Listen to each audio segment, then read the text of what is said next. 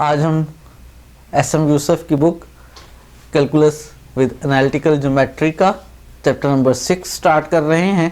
इस चैप्टर के अंदर हम प्लेन कर्व्स को पढ़ेंगे। प्लेन कर्व्स ऐसी कर्व्स को कहते हैं जो प्लेन में लाई करती हैं। ऐसी कर्व्स भी एग्जिस्ट करती हैं जो स्पेस में लाई करती हैं, लेकिन इस चैप्टर के अंदर हम सिर्फ ऐसी कर्व्स के बारे में स्टडी करेंगे जो प्लेन में मौजूद होती हैं। उनके टेंजेंट्स किस तरह के होते हैं, उनकी नॉर्मल लाइंस कैसे ड्रा की जाती हैं, उनकी एसिम्पटोट्स वगैरह कैसे फाइंड आउट की जाती हैं। कुछ स्पेशल प्लेन कर्व्स को भी पढ़ेंगे और स्टार्ट हम करेंगे इसके अंदर एक बहुत स्पेशल प्लेन कर्व्स को पढ़ना जिनको हम कोनिक्स कहते हैं। कोनिक्स या कोनिक कैसी कर्व को कहते हैं? जब भी एक प्लेन और कोन इंटरसेक्ट करते हैं तो उनसे इंटरसेक्शन से हमेशा कोनिक ही बनती है। मज़ीद कि कौन कौन सी कोनिक्स हैं, इनको देखने के लिए सबसे पहले मैं आपको याद करवा दूं कि कोन क्या है। आपके सामने एक कोन है, ये 3 डायमेंशनल ऑब्जेक्ट है। कोन कैसे बनती है? पहले हम एक पॉइंट फिक्स कर लेते हैं जिसको हम वर्टेक्स कहते हैं। एक सर्कल ले लेते हैं और एक पॉइंट ले लेते हैं। जो पॉइंट है वो उस प्लेन में नहीं है जिस प्लेन में सर्कल है। फिर ऐसी लाइंस ड्रा करते हैं जो इस पॉइंट में से और इस सर्कल में से पास करें। उन लाइंस से मिलकर बनती है हमारे पास कोन। हम इसको राइट सर्कुलर कोन भी कहते हैं। जो पॉइंट हमने फिक्स किया है हम उसको वर्टेक्स कहते हैं। वो जो लाइंस कोन बना रही हैं, इन लाइंस को हम जनरेटर्स कहते हैं। कोन में आप क्लियरली देख सकते हैं कि एक पार्ट वर्टेक्स से इस वक्त नीचे है, एक पार्ट वर्टेक्स से ऊपर है। इन दोनों पार्ट्स को हम नेपीज कहते हैं। इंडिविजुअली ये लोअर नेपी है और ये अपर नेपी है और दोनों को हम नेपीज कहते हैं। एक ऐसी लाइन जो वर्टेक्स में से पास करती है और उस प्लेन के साथ 90 के एंगल बनाती है जिस प्लेन में हमने सर्कल लिया था, उस लाइन को हम कोन का एक्सिस कहते हैं। ये कुछ कोन के बारे में थोड़ी सी इन्फॉर्मेशन थी। वैसे तो ज़िंदगी में आप कोन्स जो है रोज़ देखते भी हैं, खाते भी हैं, लेकिन जो कोन आप खाते हैं वो इस तरह की नहीं होती। ये 2 कोन जोड़कर जो है एक कोन बनाई गई है। ये थोड़ी सी इन्फॉर्मेशन कोन के बारे में। असल में हम बात करने लगे हैं किसकी? कोनिक सेक्शन की। कोनिक सेक्शन क्या होता है? जब भी एक कोन और एक प्लेन से आप बहुत अच्छी तरह से वाकिफ़ हैं, XY प्लेन से आप बहुत वाकिफ़ हैं। कोई बारीक सा कागज़ है, आप उसे कह सकते हैं वो प्लेन का एक पार्ट है। जब भी कोई प्लेन और कोन इंटरसेक्ट करते हैं तो उनके इंटरसेक्शन से जो भी चीज़ बनती है, जो भी ऑब्जेक्ट बनता है, जो भी कर्व बनती है, उस कर्व को हम कोनिक कहते हैं। कोनिक क्या है? इंटरसेक्शन है। किस किस का? कोनिक इंटरसेक्शन है प्लेन का और कोन का। प्लेन और कोन के इंटरसेक्शन से हमेशा कोनिक बनती है। कौन कौन सी कर्व बन सकती है? सबसे पहले हम बात करने लगे हैं इस वक्त कि सर्कल बन सकता है। प्लेन और कोन के इंटरसेक्शन से सर्कल बन सकता है। सर्कल एक कोनिक है। कब बनता है सर्कल? अगर आपके पास प्लेन इंटरसेक्ट करे इस तरह से कि वो प्लेन जो है कोन के एक्सिस के साथ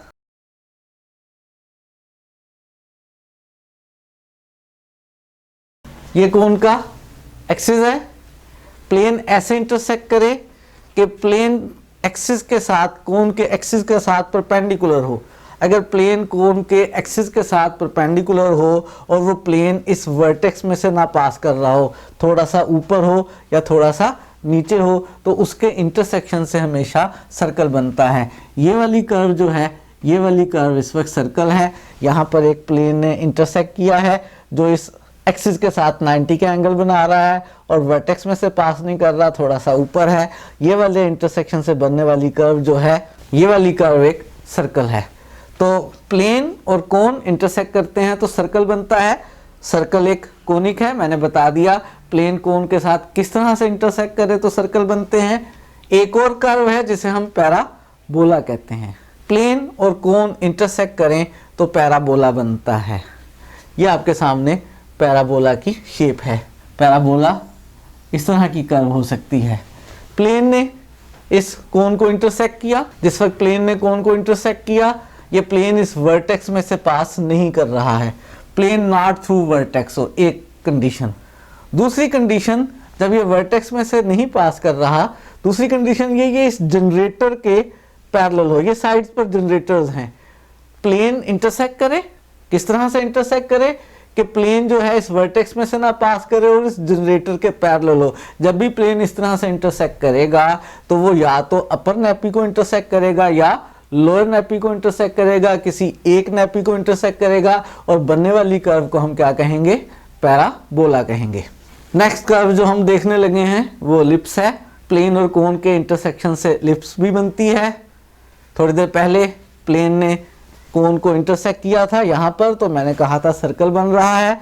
अगर प्लेन कोन को इंटरसेक्ट करे अपर नेपी को या लोअर नेपी को और थोड़ा सा तिरछा हो, क्या हो, थोड़ा सा तिरछा हो, और इस जनरेटर के पैरेलल भी ना हो, प्लेन एक तो वर्टेक्स में से ना गुजरे इंटरसेक्ट करते हुए, दूसरा जनरेटर के पैरेलल ना हो, जनरेटर के पैरेलल ना हो, थोड़ा सा तिरछा हो, बिल्कुल एक्सिस के साथ 90 का एंगल भी ना बनाए, जनरेटर के पैरेलल भी ना हो, वर्टेक्स में से भी ना पास करे, से ऐसे तिरछा है। तो प्लेन और कोन के इंटरसेक्शन से इस वक्त आपके सामने ये वाली कर्व है जो कि क्या है, एलिप्स है। प्लेन ने कोन को इंटरसेक्ट किया है, वर्टेक्स में से पास नहीं कर रहा plane, plane is not parallel to generator, इस जनरेटर के पैरेलल भी नहीं है, इंटरसेक्ट कर रहा है सिर्फ एक नेपी को, लोअर नेपी को करे या अपर नेपी को, तो एक कह लें पिचका हुआ सा सर्कल बन जाएगा, जिसके लिए हम लफ्ज़ क्या यूज़ करते हैं, एलिप्स बनती है। इसी तरह से अगर प्लेन कोन को इंटरसेक्ट करे, वर्टेक्स में से पास ना करे, और अपर और लोअर दोनों नेपीज को इंटरसेक्ट करे, अपर नेपी को भी इंटरसेक्ट करे, लोअर नेपी को भी इंटरसेक्ट करे, तो उसके इंटरसेक्शन से जो कर्व बनती है हम उसे हाइपरबोला कहते हैं। आपके पास ये जो येलो कलर में है, प्लेन इंटरसेक्ट कर रहा है कोन के अपर पार्ट को भी, कोन के लोअर पार्ट को भी, ये आपके सामने कर्व बन रही है। इस कर्व को हम क्या कहते हैं, हाइपरबोला कहते हैं। ये कुछ वेल नोन कर्व्स हैं जिनको हमने कहा है कोनिक्स हैं, जो कोन और प्लेन के इंटरसेक्शन से बन रही हैं। सिर्फ यही कोनिक्स नहीं है, इसके अलावा भी चंद कोनिक्स और हैं। प्लेन कोन के साथ इंटरसेक्ट करते वक्त उसके वर्टेक्स में से भी पास कर सकता है। ये तीनों पिक्चर्स आपके सामने ऐसी हैं जिनमें प्लेन कोन के साथ इंटरसेक्ट कर रहा है, लेकिन इंटरसेक्ट करते हुए उसके वर्टेक्स में से पास कर रहा है। तीन डिफरेंट पॉसिबिलिटीज़ हो सकती हैं। एक पॉसिबिलिटी ये हो सकती है कि प्लेन कोन के वर्टेक्स में से पास करे और सिर्फ एक पॉइंट आए इनके इंटरसेक्शन में। क्या आए, इनके इंटरसेक्शन में एक पॉइंट आए। ये उस वक्त होता है जब प्लेन वर्टेक्स में से पास कर रहा हो, ना ही ये जनरेटर के पैरेलल हो, ना ही ये जनरेटर को कंटेन करे, ना ही ये इसके एक्सिस को कंटेन करे। ये वाली लाइन कोन का एक्सिस है, प्लेन इंटरसेक्ट कर रहा है, वर्टेक्स में से पास कर रहा है, जनरेटर को भी नहीं कंटेन कर रहा और एक्सिस को भी नहीं कंटेन कर रहा, तो फिर प्लेन और कोन के इंटरसेक्शन में सिर्फ एक पॉइंट आएगा। प्लेन और कोन के इंटरसेक्शन में यहाँ पर आप देख रहे हैं एक स्ट्रेट लाइन आ रही है। जब भी प्लेन कोन के वर्टेक्स में से पास करने के साथ साथ किसी एक जनरेटर को कंटेन कर रहा हो, तो फिर प्लेन और कोन का इंटरसेक्शन सिर्फ वो जनरेटर ही आता है, एक स्ट्रेट लाइन आती है। और अगर प्लेन कोन को इंटरसेक्ट करे, कोन को इंटरसेक्ट करने के साथ साथ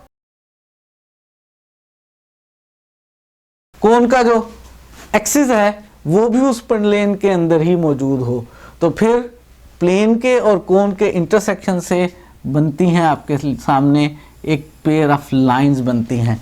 एक लाइन इस तरफ को और एक लाइन इस तरफ को, दो लाइंस बनेंगी, pair of lines.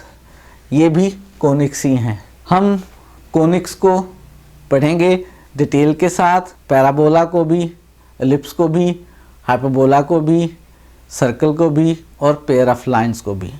Next lecture जब हम स्टार्ट करेंगे तो बिल्कुल डिफरेंट वे में डिफाइन करेंगे। पैराबोला को सेपरेटली डिफाइन करेंगे, कोन और प्लेन के इंटरसेक्शन की मदद से डिफाइन नहीं करेंगे। बेसिकली जितनी भी हमारे पास कोनिक्स हैं वो बनी तो प्लेन और कोन के इंटरसेक्शन से ही हैं, लेकिन हम उनको इंडिविजुअली स्टडी करेंगे। तो नेक्स्ट लेक्चर स्टार्ट करेंगे पैराबोला को स्टडी करने के साथ।